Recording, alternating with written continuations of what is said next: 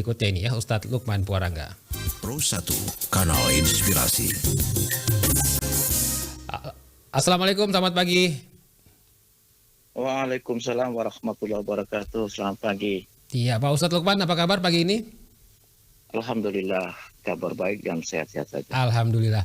Oke, Pak Ustadz, ini terkait dengan persiapan pelaksanaan sholat Id di Kabupaten Ende ini sejauh ini seperti apa, Pak Ustadz? Oh ya,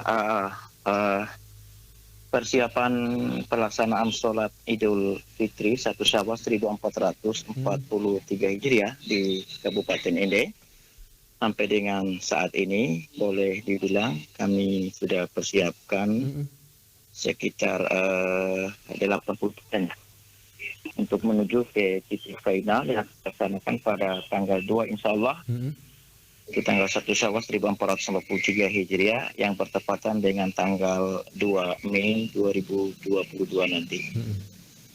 Dan kami sudah menetapkan setelah berkoordinasi dengan badan yang menangani masalah COVID di Kabupaten Ende ini tentang izinan untuk melaksanakan sholat Idul Fitri di lapangan Pancasila disetujui oleh Bapak Bupati sebagai Ketua Umum Satgas Penanggulangan Bencana penanggulangan COVID ya di Kabupaten Ende. Oke. Kemudian ini sudah ada koordinasi dengan pihak-pihak terkait juga, Pak Lukman. Ya, semua instansi terkait yang berhubungan dengan pelaksanaan sholat Idul Fitri 1 Syawal 1443 Hijriah di Kabupaten Ende sudah disurati semua. Sudah disurati semua. Kalau dalam hal untuk administrasi persuratan itu sudah 100%. Oke, kemudian rapat koordinasi juga sudah dilakukan begitu untuk mempersiapkan perayaan sholat Id ini? Oh ya, sudah semua. Rapat koordinasi dengan aparat keamanan dalam hal ini Kepolisian Republik Indonesia, Polres Ende, sudah dilaksanakan beberapa waktu yang lalu. Kemudian kita sudah mengkoordinasi dan mengkondisikan semua. Oke, kemudian poin-poin apa saja yang menjadi perhatian dari pihak-pihak ada keamanan begitu, Pak Ustadz? Keamanan dalam hal karena kita masih ada dalam situasi COVID-19 dan kami sudah memberikan himbauan kepada masyarakat untuk tetap memperketat protokol kesehatan dalam artian sebelum menuju ke lapangan Pancasila terlebih dahulu berwudu di rumah masing-masing dan membersihkan tangan dengan sabun sebelum menuju ke lapangan. Kemudian kerja dari rumah selama perjalanan menuju lapangan saat pelaksanaan ibadah sholat Id dan juga saat mendengarkan khutbah atau pada saat setelah selesai pelaksanaan sholat Id dan kembali ke rumah masing-masing tetap memakai masker dan tidak bersentuhan tangan ataupun berjabatan sebelum pelaksanaan sholat dimulai. Dan itulah protokol kesehatan yang kami perketatkan sesuai dengan arahan dari Satuan Tugas COVID-19 di Kabupaten Ende. Oke, baik. Pak Ustadz, ini kan sudah 2 tahun lamanya ini ya umat Muslim di Kabupaten Ende tidak menyelenggarakan sholat Id di tempat terbuka berkumpul ramai-ramai begitu, Pak Ustadz ya. Nah, untuk tahun ini kemungkinan antusiasme masyarakat ini akan tinggi setelah 2 tahun tidak melaksanakan sholat Id bersama-sama begitu. Ini ada antisipasi apa yang dilakukan terkait dengan persiapan lokasinya kalau jamaahnya membludak atau seperti apa, Pak Ustadz? Oh ya, kita sudah prediksi. Kita sudah prediksi bahwa saja jamaah yang akan melaksanakan sholat Id di tanah lapang itu akan membludak.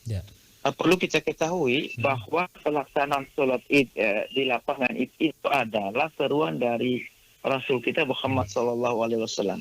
Disunahkan. Sholat Idul Fitri itu disunahkan untuk dilaksanakan di lapangan terbuka. Jadi kalau memang 2 tahun ini kita tidak melaksanakan, dimungkinkan sekali bahwa antusias masyarakat untuk melaksanakan sholat di lapangan itu tinggi. Oleh karena itu, maka kami sudah putuskan bahwa pelaksanaan sholat Idul Fitri di Kabupaten Ende lebih khusus di dalam kota itu terpecah menjadi 7 tempat. Yang pertama lapangan Pancasila itu sendiri, yang kedua lapangan bola kaki Tanjung di Naka, kemudian di masjid di Kilo 1, lalu kemudian di Masjid Agung, di Stadion Marilonga, Kelurahan Tetandara, dan juga di Pondok Pesantren Oke. Wali Songo. Ini upaya untuk memecah jamaah supaya tidak membeludak pada tempat-tempat tertentu. Kira seperti itu. Oke, baik. Dan untuk keputusan siapa yang menjadi imam dan khatib ini sudah ditetapkan begitu Pak Ustadz? Oh ya, untuk imam dan khatib yang akan bertugas di Taman Pancasila itu sudah ditetapkan dan diputuskan 1 bulan yang lalu Oke. sebelum bulan suci Ramadan.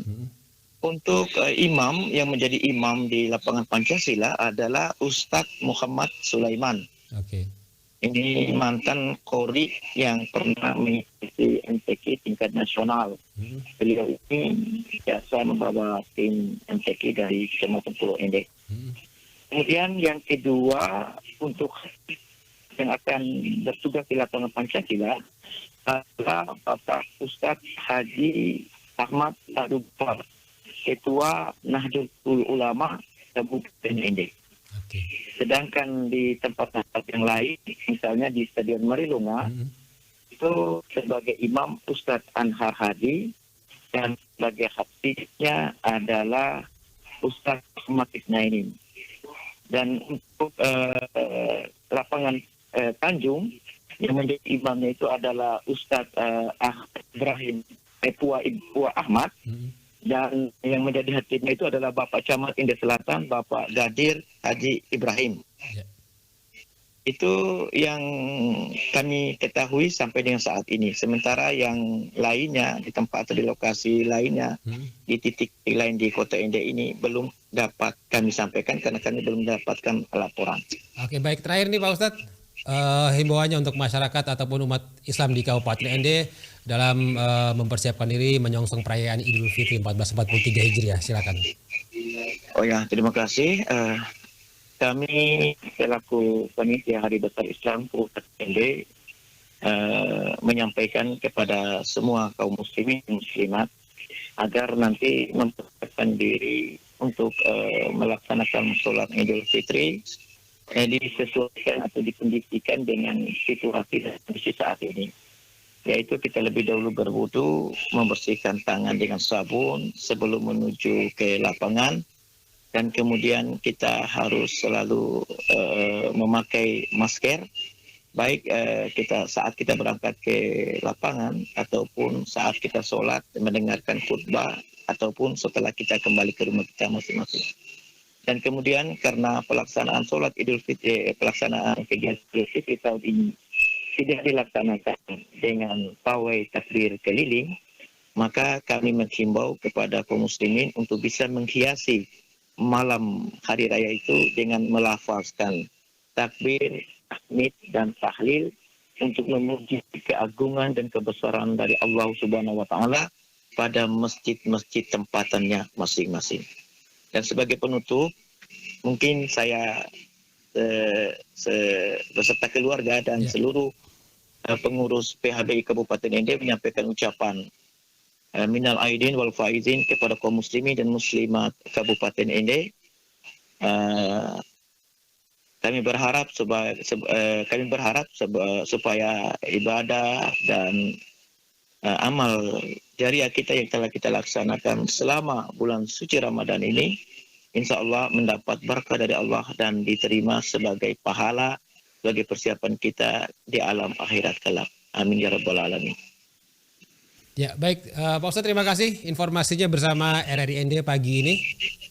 Semoga sukses untuk persiapan pelaksanaan sholat Id nanti Pak Ustadz ya. Terima kasih Pak Rizwan. Saya berharap Pak Rizwan juga bisa sholat Id di lapangan Pancasila. Siap, terima kasih Pak Ustadz. Assalamualaikum, selamat pagi. Waalaikumsalam warahmatullahi wabarakatuh. Selamat pagi. Dengan demikian